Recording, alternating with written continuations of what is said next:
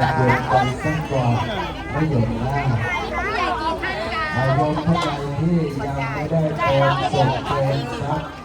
ต้อนรับปีใหม่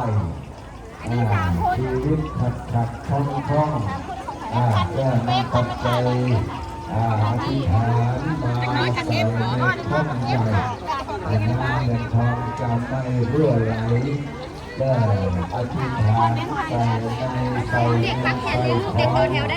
ของส่วนโยมท่านใดที่จะเริ่มทำบุญบัตรสุดคุ้มค่ะวันละ60 บาทต่อบุญมาต่อทุนพึ่งสวรรค์ณจุดนี้นะแม่นะโยมแม่ท่านใดอยากจะพึ่งสถานที่มาไกลวัดธรรมอุดมพรมันบอกซื้อบัตรก่อนจ้าบูพ่อเมื่อกี้ไปเห็นพ่อมากับผู้หญิงพ่อเมื่อกี้ไปเห็นพ่อมากับผู้หญิงใส่ชุดขาวด้วยกันนี่ล่ะมากับไผจ้า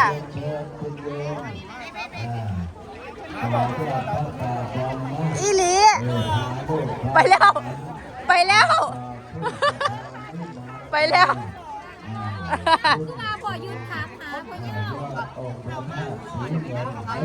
หาว่าไปทั่วไรสัน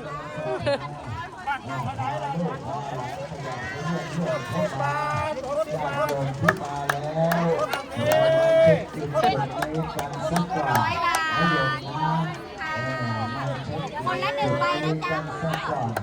บัตร60 บาทครับมื้อนี้เต็มสนามอาญาแท้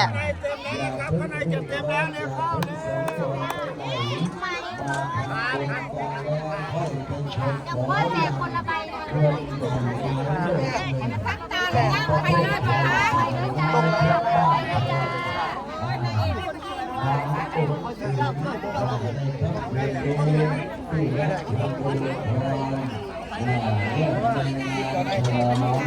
สมโภชองค์พระธาตุศรีกันเมื่อมีโอกาสพาลูกพาหลานมาถวายสังฆทานกันสักก่อนมาบูชาใจบุญกันสักก่อนอย่าเพิ่งรีบร้อนอย่าเพิ่งสัญจรไปไหนมาฝากชื่อไอเดียอยู่กับอาหมอนนั่นแหละต่อแถวแล้วค่ะแถวยาวแล้ว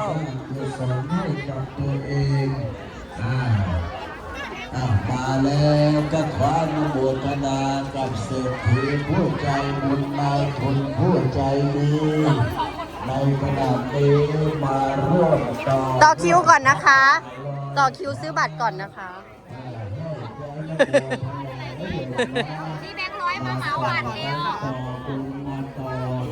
คนนี้ใครบัตรจากบัตรมื้อนี้เอาคนนี้ก็ถือแค่สำหรับพี่แบงค์2เนี่ยถือกับว่าได้วันนี้เนี่ยถืออีหลี100 500ค่ะถืออีหลี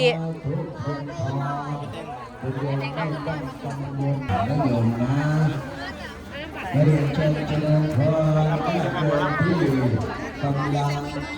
ขยื่นเรื่องเข้ามาภายในวัดธรรมอุดมพรผู้โยมมาแล้วอย่าเพิ่งรีบร้อนอย่าเพิ่งสัญจรไปไหนเดี๋ยวจะเติมบุญรับเติมบุญเติมสุข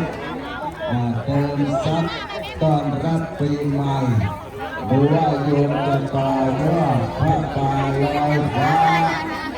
โยมท่านใดอยากจะขึ้นสะพานที่มานไกลมาต่อเติมกันได้ที่พระป่าลอยฟ้าเรียนเชิญเจริญพรญาติโยมที่พาลูกพาหลานมาในขณะนี้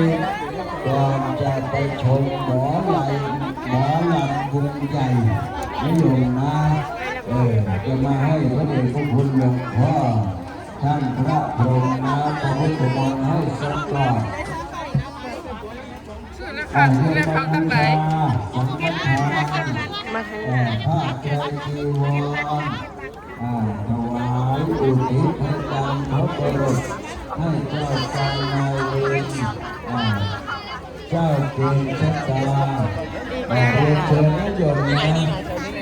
มาแล้วก็มาร่วมทำบุญกันสักก่อนนะ ไปไหนคะ มาบึงหมอลำ มาบุงหมอลำติจ้ะ จ้า โอ้ซื้อบัตรแล้วติจ้ะ บอกแบบตาใครเลยว่าน้ำมูสิเบิ่งฟรีเบิ่งฟรี เอาคือเผาคือแท้คือเผาคือแท้ พระองค์ใหญ่เรียนเชิญนะโยมนะโยมท่านใดที่มาแล้วยังไม่ได้ปิดทองยอดฉัตรพระองค์ใหญ่ก็เรียนเชิญเจริญพรคุณโยมที่สัญจรไปมาในขณะนี้จุดมือรูปจูงมือ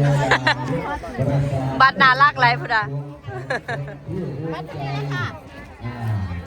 ขยับขยื่นเลื่อนเข้ามารับน้ำของพุทธมนต์กันสักก่อนเพื่อเป็นสิริมงคลนี่อยู่นะก่อนจะไปได้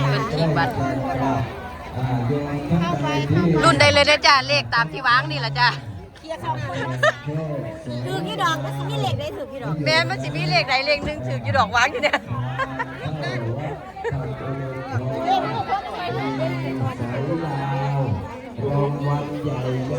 เต็มอาญาเลยจ้ะไอคิวมาทำ จนประตูทางเข้า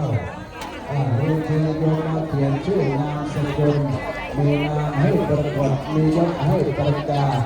มีทั้งนามมีทั้งยศให้ปรากฏให้ประกาศมาเขียนชื่อนามสกุลบนผืนแผ่นผ้าผืนแผ่นผ้าผืนนี้โยมจารึกชื่อนามสกุลจะเอาไปห่มองค์พระธาตุสีเงินนะโยมนะ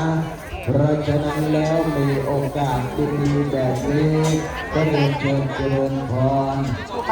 าติโยมขยับขยื่นเลื่อนเข้ามาที่กองบุญกันสักก่อนอย่าพึ่งรีบร้อนอย่าพึ่งสัน หลาย บัตรละร้อยขึ้นทางดีขึ้นที่ใดหลายครับ ได้บัตรละ60นี่ก็ยิง ก็ยังมา ลาย โยมที่ท่านเจอมือเดิน ซื้อบัตรก่อนนะครับ ทั้งหนาเต็มแล้วเด้ตอนเนี้ยหนาเวทีเต็มแล้ว อ๋อถ้ามีตามปั๊มแล้วไปเลยครับถ้ามีตามปั๊มแล้วฝั่งนี้เลยนะครับแต่ผู้ใดจะไม่มีตามปั๊มซื้อบัตรฟังคุณก่อนเด้อแม่เด้อ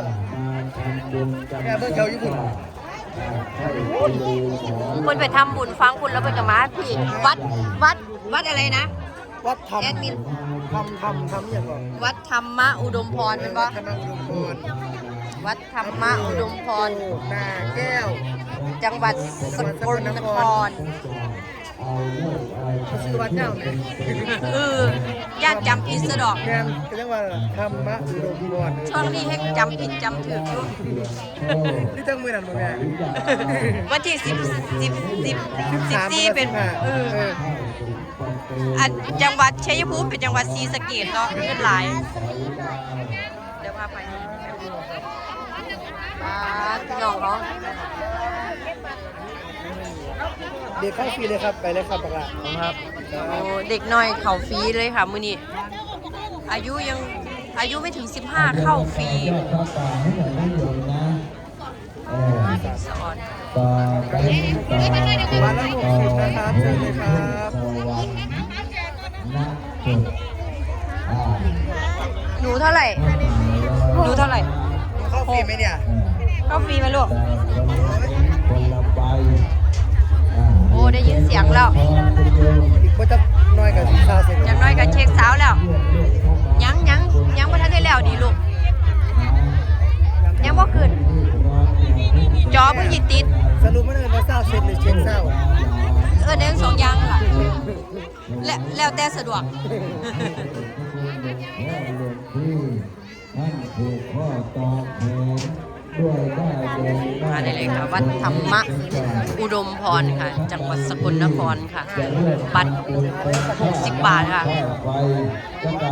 เด็กน้อยเข่าฟรีเท่านั้นค่ะสำหรับคลิปวันนี้ฝากไว้สักนิดขอบคุณค่ะ ครับมาเลยครับ